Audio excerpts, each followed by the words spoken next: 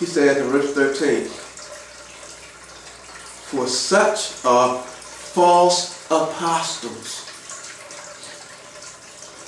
deceitful workers, transforming themselves into the apostles of Mashiach. Think about that. He goes on to say, and no marvel, for Hashatan himself is transformed into an angel of light. Now we already seen, okay? We've already seen that the term angel simply means a messenger. The light, fire, is a reference to the word. So we already know that the adversary, okay, based on scripture, he is in opposition to the Most High. But what he's doing, he's transforming himself. He's changing himself to appear as an angel of light. Therefore, it is no great thing if his ministers also be transformed as the ministers of righteousness, whose end shall be according to their works. What are we being taught, brothers and sisters, about the workings of the adversary? Because keep in mind, the intent is to bring about doubt.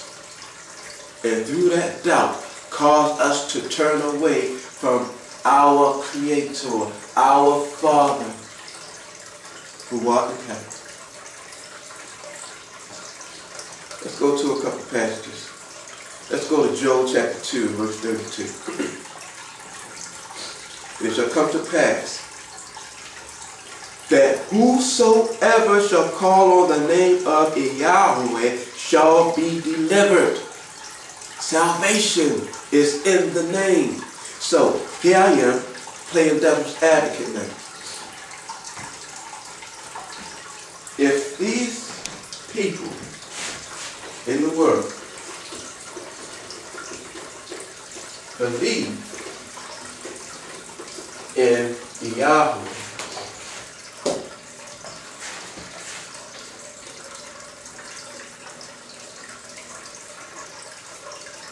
okay? They believe in Yahweh. Salvation is there.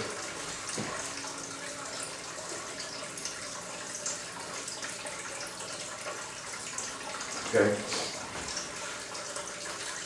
So they call on that name and they receive salvation. Okay? So now, I don't want that to happen. I want to prevent that. I want to cause people to doubt in that. So all I got to do, I have to deceive them. So the first thing that we learn that takes place. Now when I say the first thing, I'm going back. I'm going back to the time that Cain and his seed dwelled on the earth. They were destroyed by the great flood. Now you had Noah and his family left. Because after some time has passed, we have learned that Cush begot Nimrod. Okay? And he began to be a mighty one in the earth. And the first kingdom was Babel, confusion. So now, what exactly was confused? The languages. Think about that. So now, they got all these different pronunciations for this. Okay? For this name right here. So the first step, confusion of the languages. Alright? Because remember, all the Creator needs for people to do is to believe in Him. Abraham believed and it was counted to him for righteousness. We learned in the book of Hebrews about seeking the Most High. You have to believe in Him first, and He will reward those who believe in Him. And what does it mean to believe? To support. But now, confusion sets in. So this name, the Yahweh, is no longer recognized as being the single name of the Most High. Now, in this country, they speak another language, so in their mind, they call the Creator by something else. And in this country, they believe in the Most High, but they call the Creator by something else. Guess what the adversary has just done? He has prevented people from calling on the name of Yahweh by confusing the languages. Now you got all these different names out there that people are calling on, but they're not calling on the name of Yahweh, which brings the salvation. Well, let's move on. That's another passage we want to look at. But that's not all he said.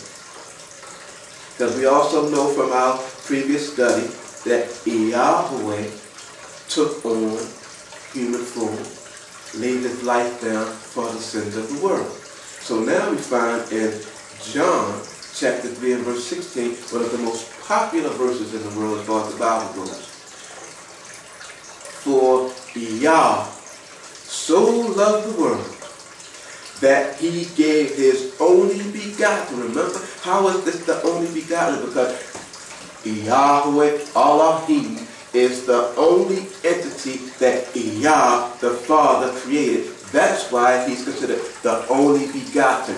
Just like we previously read, Yahushua said, I proceeded forth and came from Yah. Why? He was that word that was created. We learned that in Isaiah chapter 43 verse 10.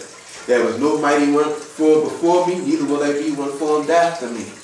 I'm the first, I'm the last, I'm the beginning, I'm the end. I'm the only thing that the Father created, and everything else that was created by me, through me, for me.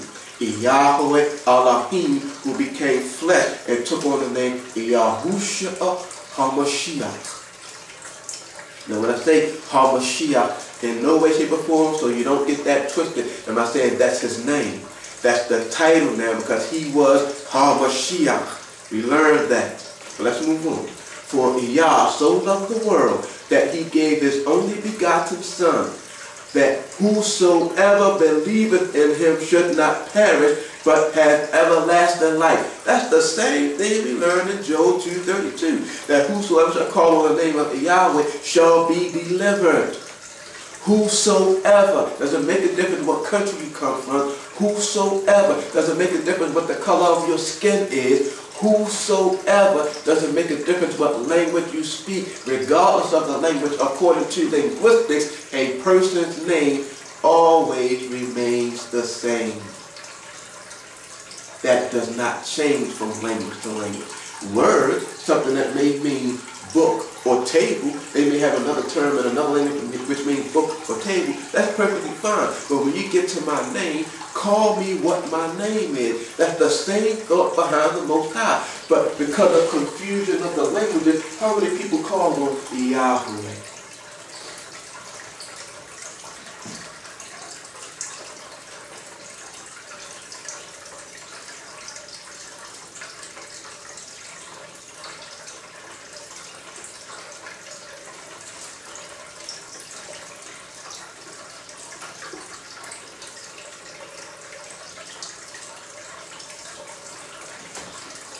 How many people call on Yahushua? In Acts 4, verse 12. For there is no other name given among men under heaven whereby we must be saved. Think about these things. These are the workings of the adversary. But we're not done. Let's go to Matthew chapter 24. Beginning at verse 1.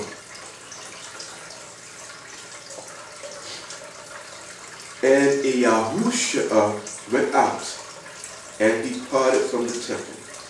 And his Talmudim, or disciples, his students, came to him for to show him the buildings of the temple.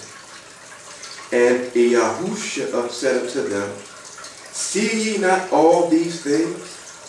Verily I say unto you, there shall not be left here one